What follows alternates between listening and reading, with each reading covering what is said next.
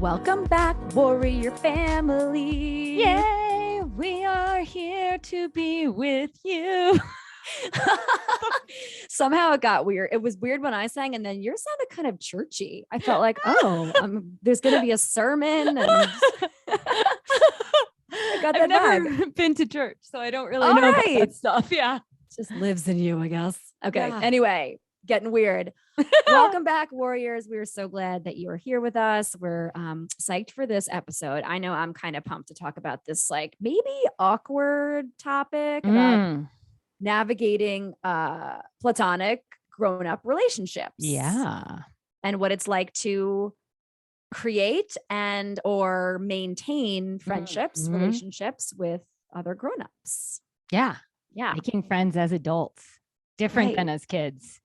So different. And we're going to dive into how and why we feel like it's different. Yeah.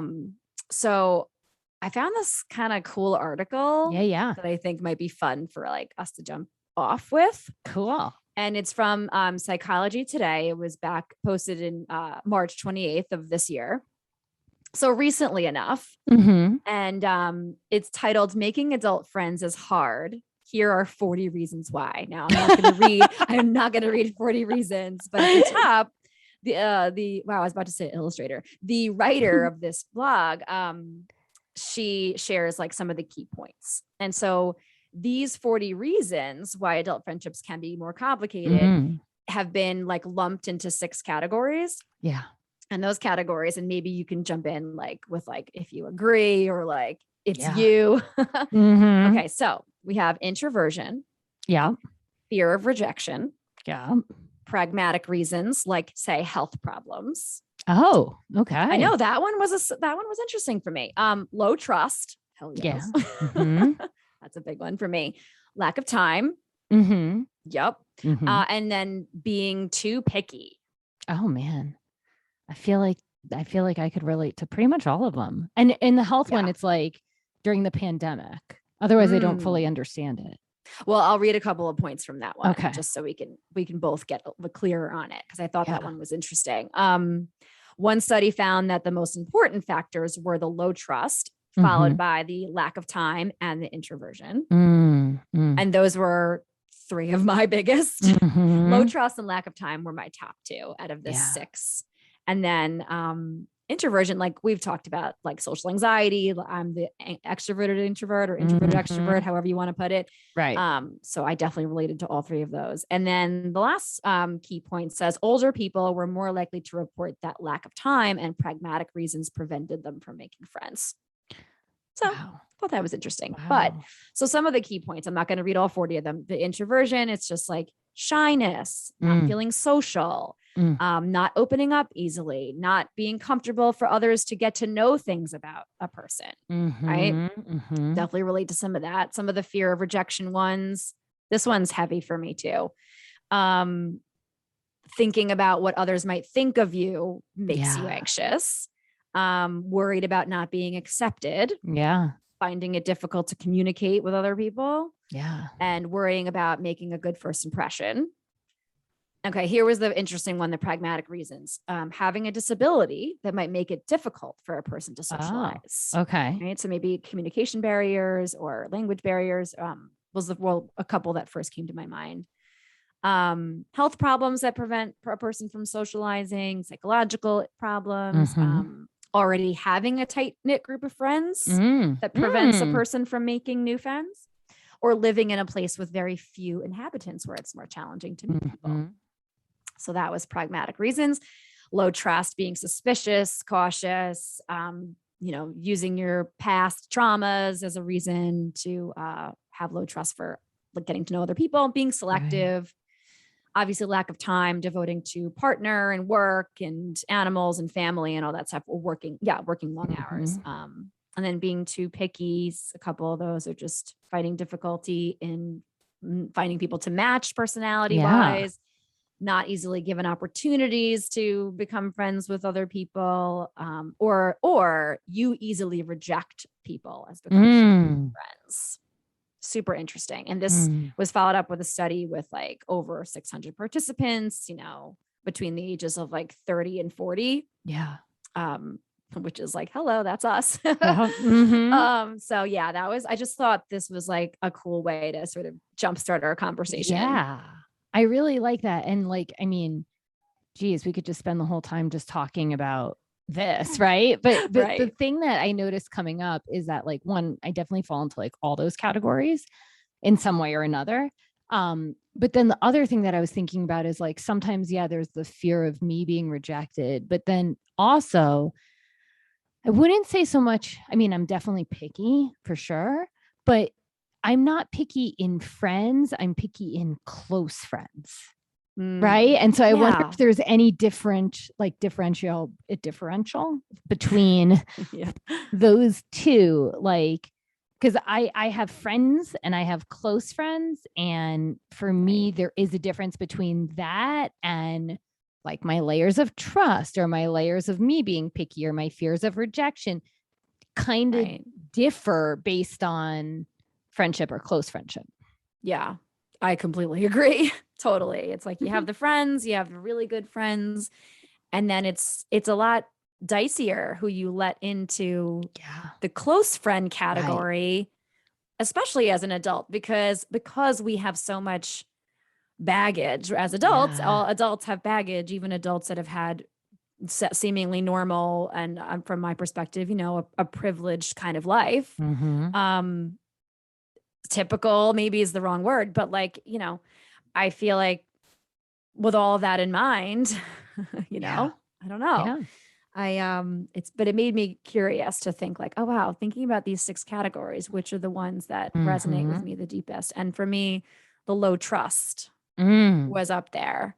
And I think it's just we talked a little bit about this in our previous episode where it was just the two of us, and being burned by previous relationships with people and how to make better choices of who you want to be in circle with. And especially since as we get older, you have there are other things at play. You have your work life, you have your family life, you have your your romantic life, your everything. And then you have your preoccupied mind, or at least we do as anxiety warriors, to contend with. And it's a loud way of living in ourselves. And so it's like, wow, who can I invite into this loud way of living? They have to be just as loud as me, I guess, right? They have to be able to drown out the noise in my own head and accept all the baggage, right? That my 39-year-old self has. Yeah. So interesting. It's like dating. Trying to make friends is kind of like dating. It's like dealing with all of that low trust and introversion, and can you companion how I am and how, it's a lot. Yeah. And so, thinking about when we were kids, when I was a kid, our friends are kind of formed in a way that's like forced on or imposed onto us. Like our adult caretakers, for example, it's like, I remember having to do things with like my parents' friends' kids. Yes. And it was like, but you're young and I wasn't thinking about it. I was like, these are just the people I'm hanging out with right now and whatever. And then there are like the places your parents bring you where there are other kids like mommy and me class or whatever. And those kids are there. And then obviously you go to school and you're sort of in forced herd mentality with all these other kids that are your age and then, around your age. And so you have all these opportunities for connection with other humans as you grow, because you're sort of forced into this, container, if you will, I'm not trying to make school sound like jail, but like you're forced into this container where everyone's here, you're here all day, you're getting through it together. There's a certain level of like camaraderie and just like, even though we're all different, we all have different backgrounds and experiences and desires and interests, we're all still in this math class together. We're all still in PE and we're going through some of the same challenges, at least, as kids growing up. And so because we were moved around, or for me, when I was moved around in all those herds, literally no activity that I did was by myself. Like thinking back on childhood, at least for me, there weren't solo activities that didn't involve just me being home in my room. Right. or like being home by myself, or with a parent who wasn't in the room with me necessarily, but that was the alone time I had. It was like, wow, literally everything that we did as kids was in the company of other people. And looking back on it, I think it contributed to why I feel so safe and supported in total silence and relish being on my own, because for years, everything had been done in groups or with a group interest in mind. Yeah. And so even though I could be kind of shy, or as we know, that introverted extrovert personality, since you're forced to be in a room with a bunch of people, you migrate towards energy, you find your herd part of the herd that you want to hang out with. And I was less concerned with being judged or being like different somehow, because there was always so many other people experiencing different things. And I felt safe and like, well, I have my group of people and it's fine. I don't need to migrate away from this group because I found the people that I want to be with. And that's all I needed. But I loved being alone because I felt like there was no opportunity for solitude. And so looking back on it, that kind of stuck out, but then when I became a fully functioning adult, like after college, right, when like that was like the last experience I could think of before entering the workforce, where it's like everyone's in the same literal boat together. Yeah. And then you become an adult, and then navigating work relationships was always tricky for me. I always felt like I need to have my work hat on. I have to have my teacher hat on. I'm not putting on a friend hat here. Like that felt wrong or weird somehow. And because you have sort of like, again, that safety of like these four walls, these are my students. Yes, okay, I have a teaching assistant. We get along, or we, whatever the situation, we work together, we collaborate. But how is that different from being a friend? Right. Right. And so I always viewed that relationship very differently. In fact, like I had the same teaching assistant for 7 years and we were very tight. We were very close. I love this woman dearly.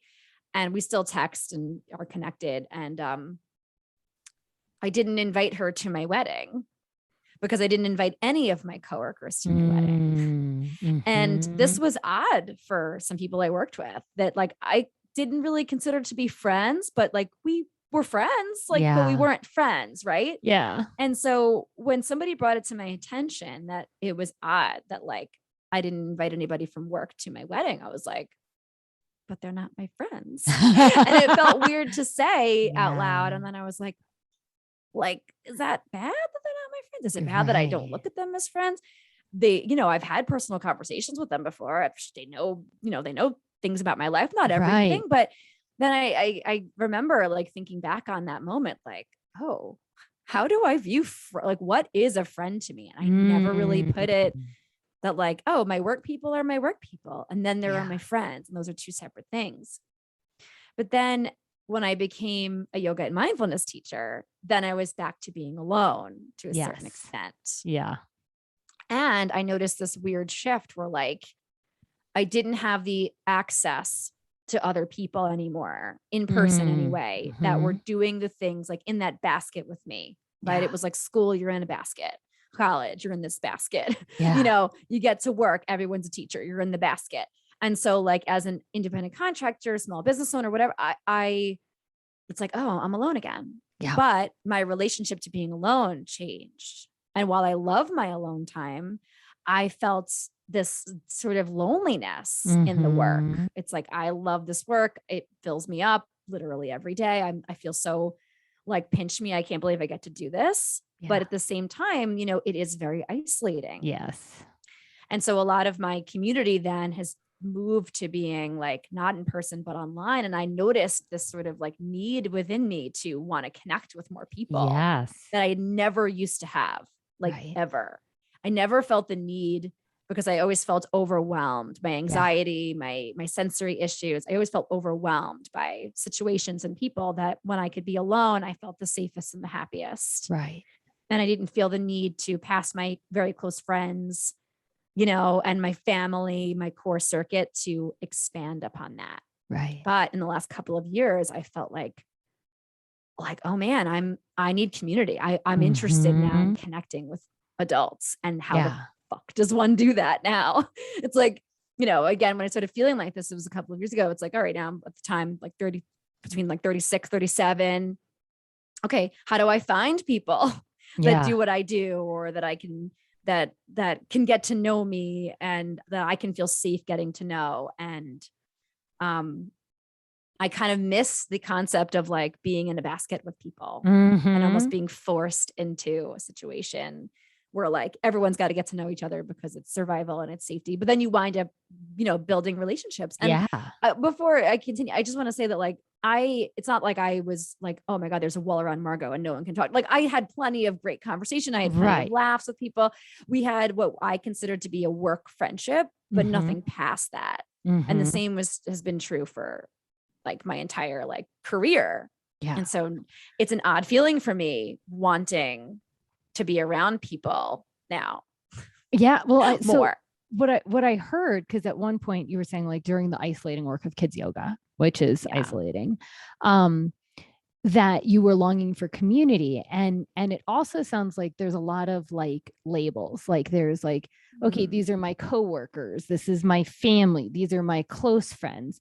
And so I wonder if you view community as something that isn't necessarily the way you view friendships. Yes, they're different. They're different. And so like your coworkers could have been part of your community. Right. But it didn't mean that they were in the, and so what is the difference in those two? The difference is how much I share with them. Yeah. How fully authentic I am. Yeah. Like I'm always me. I don't know how to not be what I feel in the moment. I really, maybe to a fault potentially, but, it's just a matter of like how much they know, how much I'm willing to share, how beneath the surface I'm going to talk about things with this person. Yeah. That don't have to do with work. Right. And so that was the thing too. It's just like a lot of the conversation, a lot of the relationships had to do with the basket we were in, our shared gripe, our shared grievances about the school, our shared issues with, parents, whatever the situation was, it was all like with that in mind. Yeah. Or most of it. Yeah. And yeah, I felt like I took on the role too, where like there were certain situations and coworkers had relationship issues, or they had, something going on in their lives, and they would share it with me. And I felt honored and happy to listen and support if I could. And so I was happy to take on that role, but I didn't offer them anything about me. I didn't reciprocate in like the sharing. Yeah. And wait, so one more question. Sorry. So in the work relationships, was it also because like you were the head teacher and you felt like you had to like hold like a standard of like being a professional or something, or no?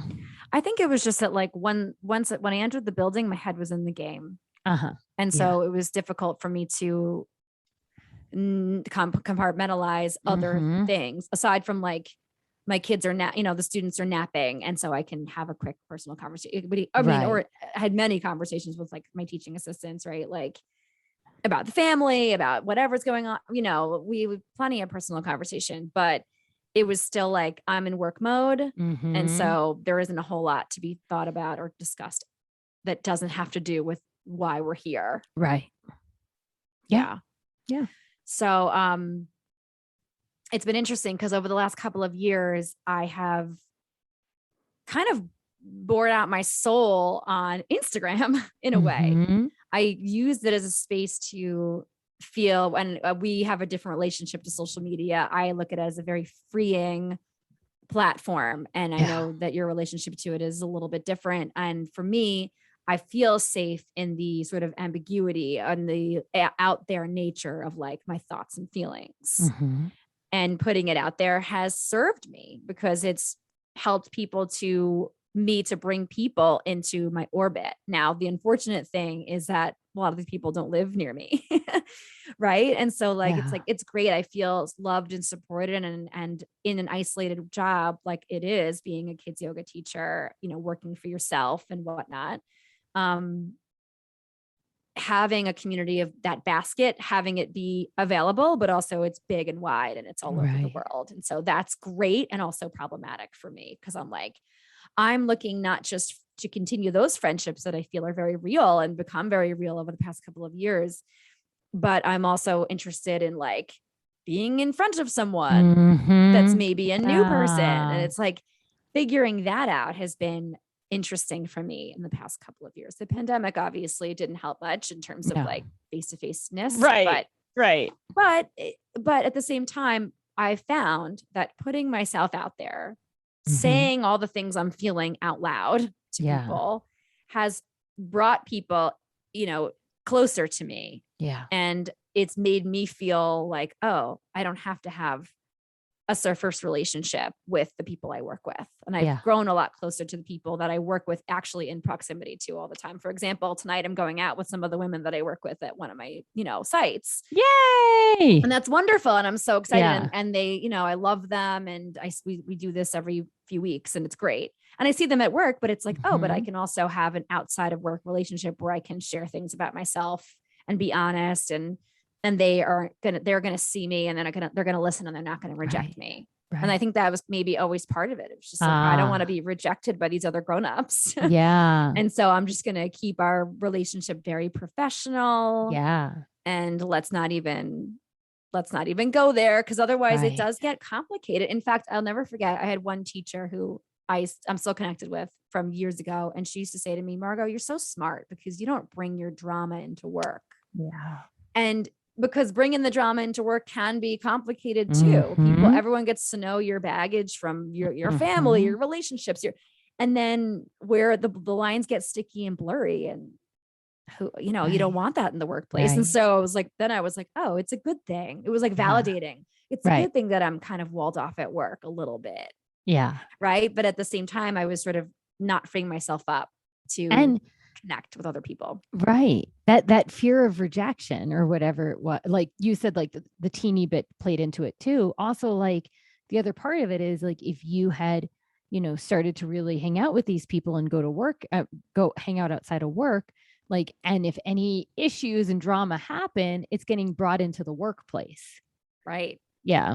And that's not where you want to deal with that. Right. No, not when there's a bunch of little ones running around. Yeah. And obligations and milestones to meet. And so something happened a few weeks ago. It was this weird aha moment. I was out with, going to a work outing with some people in the kids yoga community. And we were walking through Manhattan and chatting and heading back towards the train.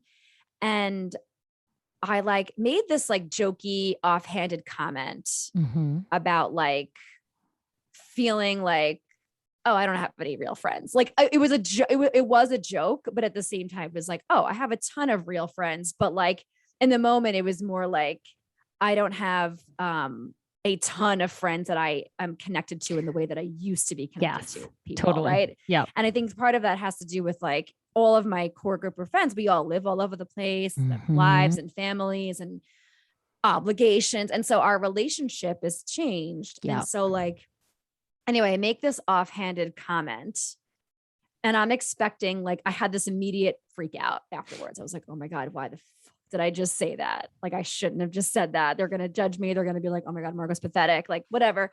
And immediately they were like, oh my God, I know, me too. I feel like I don't have any friends anymore. And these two women, one of them a little older, one of them a little younger. And it was like, oh, we're both close enough in age. We're all definitely adults. No one was 18, everyone's in their 30s or 40s. And it was like, oh my God, okay. I felt validated in that moment. And this whole conversation exploded after that. The whole walk back, the three of us were just nonstop talking about this uncomfortable topic, which is what it's like for adult people to try to connect with other adult people when our lives are so loud and messy. And there needs to be so much effort that goes into maintaining a friendship as an adult who has baggage and experience and shit to deal with. And so, but it was just so warm and wonderful, this chat. And I just felt like, oh my God, okay, I'm not crazy. I'm not alone. These other two women that do what I do, or maybe this is true for lots of people, not just people that work in isolating environments, that we can often feel in our overly loud world that we, don't have the types of connections that we once did, or that maybe we would like. And so it was great Right. because when we were all like, we need to see each other more, like it like became an action plan. It was like, Yeah. let's stick to a plan. Let's try to connect more in person and chat more and whatever. And it was like, I wonder how many other people are out there thinking, I want more friendships with other adults. Right. Right. Without it being weird. Yeah. Well, Awkward. it goes back to like what you and I say a lot is like, you're not taught how to make friends, right? Like you're not taught how to maintain friendships. And, when we're in elementary school, middle school, high school, college, it's like you're seeing these people all the time. So you don't have to put in the same amount of time and effort and thought that Right. you do when you're not seeing people all the time and you don't even maybe live close to these people. And, and so there's a lot more thought to be put into it and planning to be put into it. And no one talks to us about that shift or, how to maintain friendships and stuff. And so that, that's exactly what I'm hearing is like, yeah, we didn't learn like, oh yeah, you got to put in effort and work. Right. But it's going to be more than just like, oh, here you're lumped into a herd of people in this situation. And so you got it all there for you. Yeah. Yeah. So I'm super curious, like, how do you view adult relationships that are platonic or how has it changed from your childhood? Yeah. So it's so funny because I related to like a lot of what you said until you got to work. So and like after college. So like, for me, like I have that like extroverted introvert or introverted extrovert, whatever it is. I feel like an introvert, but I can put on my extroverted self to do stuff. Right. And part of that is I really love connecting with people. And part of that is I'm sure like it made me feel like safe. Like by being in community, right? I'm accepted, I'm safe. So extroversion helped me by connecting to people. So in elementary school, like making friends was like super duper easy for me. I remember like the handful of times we had new kids come to our school, like I went up to them and I was like, hey, I'm Abby, like come sit with me and my friends at lunch, like be my partner for this thing. Cause like I was able to really be like empathetic to like what it must be like to go to a new school and not know anyone. And so like, yeah. And apparently like one of those people like ran into my mom within like the last 5 or 10 years and like said that like it still sticks with me today that, when I first came to the school, Abby befriended me. And I was like, wow, that's awesome. Wow. It's amazing. So like really good, right? Especially elementary school. It was like in elementary school, it was like we were one big friend group, but we had like those closer friend groups, right? Yeah. And then middle school got a little bit more complicated. I started to become like more socially anxious and more like fearful of rejection and insecure. And my middle school was my elementary school and 3 other elementary schools combined. So we like quadrupled in size. And then we were also connected to the high school.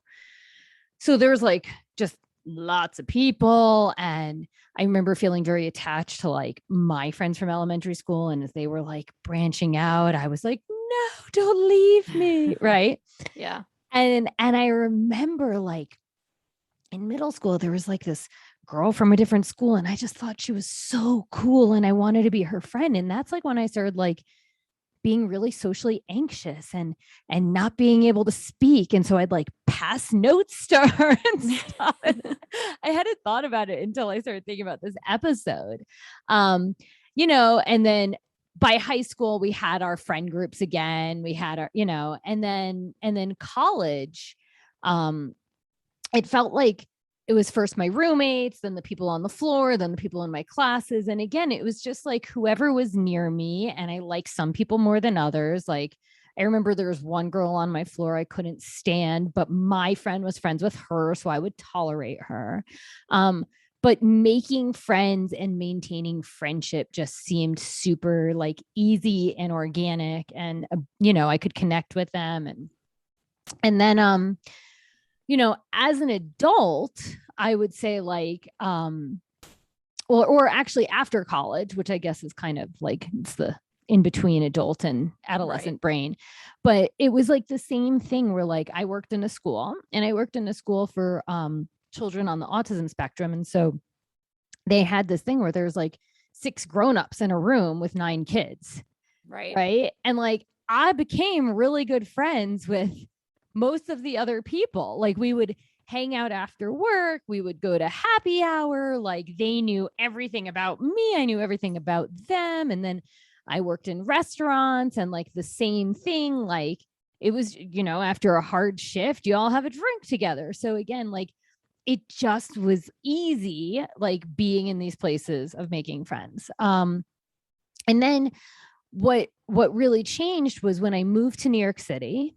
And then I started like first babysitting and then becoming like a kid's yoga and mindfulness teacher. It started to be more and more isolating. Right. Mm-hmm. And I started to also have that like busyness thing. Right. Like I don't have time to like meet new people. And I didn't want to put in the effort in friendships that didn't feel like they were really going to go anywhere. Right. Yes. Like, yeah. Like, but who knows? You can tell early on sometimes. Yeah. I mean, you can't, so, right. And then the other thing is that what made it really challenging is like, I have this best friend, I've mentioned her before, Claudia, and like, it's so easy with her. And so when I think about other friendships, I'm comparing my friendship with Claudia to other people sometimes, right? Like, do they pass the Claudia standard? Expectations. Right? Yeah. Is it just easy to be with them? Right. And so that's really what's like changed for me, is that there weren't as many people at all in New York City, even though there's a ton of people. It's like I didn't have a job or I wasn't going to school where there was just like built-in friends, right? I had to like actively look. And then I just was like super, super busy and everything. So that made it harder. And then, I feel like the older I got, the more like introverted and socially anxious I became. Yes. So like, yes, one-on-one is great for me. Like if I like meet someone and I think they're cool, like let's hang out one-on-one. But if you talk to me about like meeting up as a large group, I'm like, oh shit. Like, I don't want to do this, it's like, and actually I have a story. So I'm part of a coaching like Facebook group, right? And we all went through the same coaching program together over years and years and years. Like some people did it in 2015, I did it last year. And this one girl was reaching out for some help or support. And she said she was located like Denver. And so I was like, hey, I can't help you with what you're looking for, but I'm near Denver too, if you ever want to like meet up. And for me, that was like huge. Like, oh, you're trying to make friends. Good for you. Like, yeah, well done putting yourself outside your comfort zone. And then this other person was like, hey, I'm near Boulder. There's actually a bunch of us. And then this other person was like, hey, let me get all of your emails and let's make a big group plan where we can all get together and meet each other. And all of a sudden I'm like, well, fuck. Like, I don't want to do this anymore. Like, you go back to the first person, like, I rescind my offer. I want to like secretly DM her and be like, hey, can we hang out one-on-one? Like, like, and so that's part of the challenge for me too, is, I feel more comfortable in like a one-on-one setting versus like a group setting when it comes to meeting people and interacting with them. I just feel safer, more comfortable, like feel the vibe, whatever it is. So yeah, so there was another story I was going to tell, but because I told that one, I forgot what I was. Oh yeah. So the one thing that like I've actively done in my adult life is know the value of friendships, right? Like I think I've mentioned before, like when my father got sick, like the entire community came out and they probably all considered all of them friends, right? Like community and friendship was like the same for them. Mm-hmm. And it really just stuck with me, like putting in the effort and the time into the friendship, into the community is so worth it. Like I fully understood it. Right. And so when I moved to Denver, I didn't know anyone. And I figured like the best way to make friends is like to join classes. So I joined improv and I actually made like 4 friends out of there. But unfortunately, like then the pandemic happened and we don't see each other that much. And we haven't had the chance to really build super strong connections. Like I like them. I would hang out with all of them, you know? But they're like friends and I don't feel like close friends. Yeah, like we could get there, but when we don't see each other and we don't talk that much, it feels, you know. Right. I think like another like just challenges is technology really can be in like a detractor, you know. It's such a like interesting back and forth. I feel like I have this conversation with myself every other day where it's like, do I love the fact that we have so much technology that we can be connected to so many people from all over, even if classes aren't happening because of the pandemic, or this, you know, this person that you're really connected with that you think their energy is great with yours lives in a totally different state than you. And like, there's so much that's so awesome. Or is it terrible? It's like, part of me is like, it's so great. And then the next moment I'm like, ugh, but you know, it's so much more challenging. And I think it's that challenge where it's just like, it takes, like you're saying, it takes a commitment. There has to be effort on the part of you, certainly, if you're seeking adult friendship, or a friendship at any age, right? But especially as a jaded grown up, who has a line of shit behind them of like stuff they've done, experiences they've had, places they've been. And then the current things they're dealing with, you know, people have kids and obligations and finding the time. And so, I can totally relate to like, there's no time. Also, we're not all like we can't all necessarily be together. Right. Even though you were building on those friendships with those folks from improv, it's like, hey, maybe you'll get back there at some point and maybe you won't. And so who knows, you know, it's also challenging. You know, I just had this aha moment as you were talking. And what it was is like, when I'm around people, I feel like I make friends pretty easily because you and I became friends because we were in person with each other. Yeah. Right. Like, and we met through work and our friendship evolved, I think, pretty easily and organically from that. Right. Yes, like totally. And I would say the same thing with our previous guest, Lauren, and the same thing with our previous guest, Raina, is like, I met them through work. I interacted with them in person and friendships organically grew from them. And like, I consider 3 of you like in my close friend group, even though I like never see you all in person. Right. And so I just had that aha moment of like, in the right settings, like in work settings or in going to improv, like I actually like make friends pretty easily. It's like being able to find the people is challenging for me. And then I'm picky in letting them into the closer group. Like, I think those are my 2 challenges, is like finding people and then having that transition piece from like, all right, you're cool to have a drink with, to, oh, okay, now let's like really connect. Right. Because there is that divide between like people you would consider to be an acquaintance, people you'd be considering to be a friend, and then really good friend, super close friend, best friend. Like, yes, these are all labels, but you know, I mean, sometimes labels can be helpful. Yes. In at least determining how much information I'm going to provide a person, how well do they know me, how well do I want them to know me, how do they deserve to know me? Yeah. Right. At least some of your, you know, deeper, darker things that maybe are only reserved for really, really close friends or best friends. And you know, the term best friend can sometimes, or close friend even, gets thrown out a lot potentially. And it's just like, we all have very different ideas of what it means to be a best friend or a close friend. And I love the part where you were like, do they meet my Claudia expectations? But like, and that's a blessing and a curse, I'm sure, right? Because like at the end of the day, no one's going to meet Claudia, because Claudia is Claudia. Right. Nobody can be Claudia because she's Claudia. Nope. And so like, it's for you, I'm sure it's going to be the idea of like, well, can I still have a very, very close relationship with another human being without them meeting every facet that makes Claudia so unique and special? And being able to be like, I can still say a lot of things to this person. I can still trust them and build, mutual trust and respect with a person, even if they don't meet the Claudia standard. Yeah. And as we talk about the Claudia standard, like, I mean, I think, right, I've never actually like sat down and been like, do they? But I feel like you and Raina and Lauren all met the Claudia standard. I'm going to take that in huge regard. Like, that's a compliment. Yeah. Because I'm getting the sense that Claudia standard is like through the freaking sky. I mean, we have a long-term friendship that has always, with one exception, been healthy.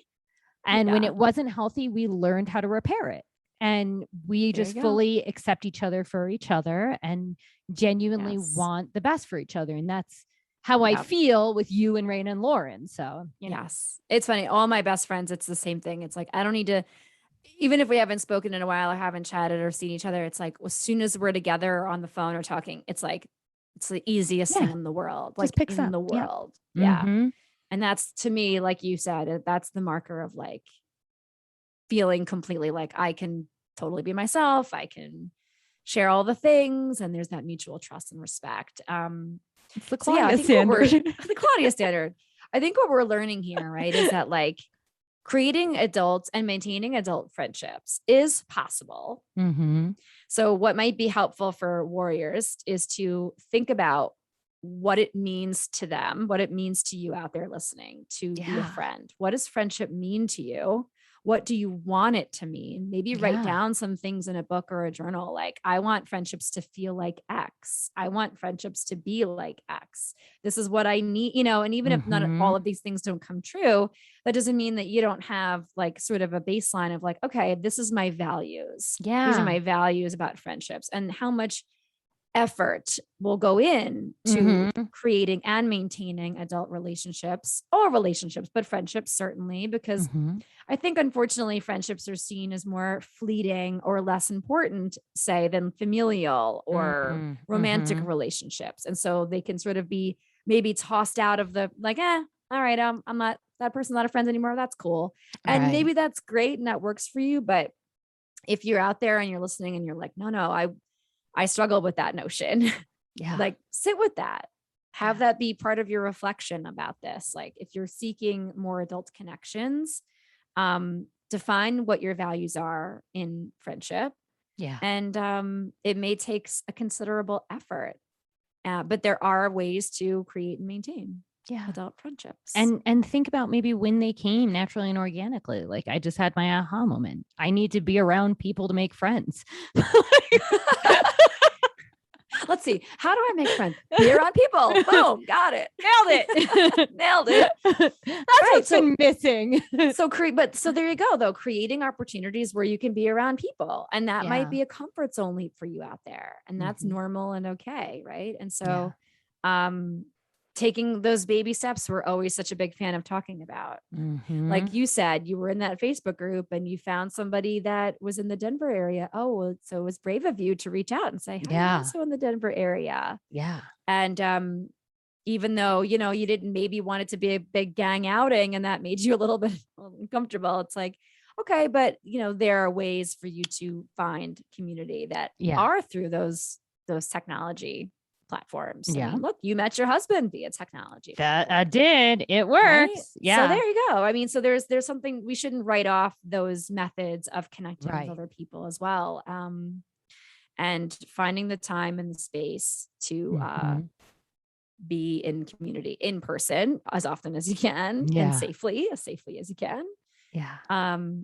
Has value for sure.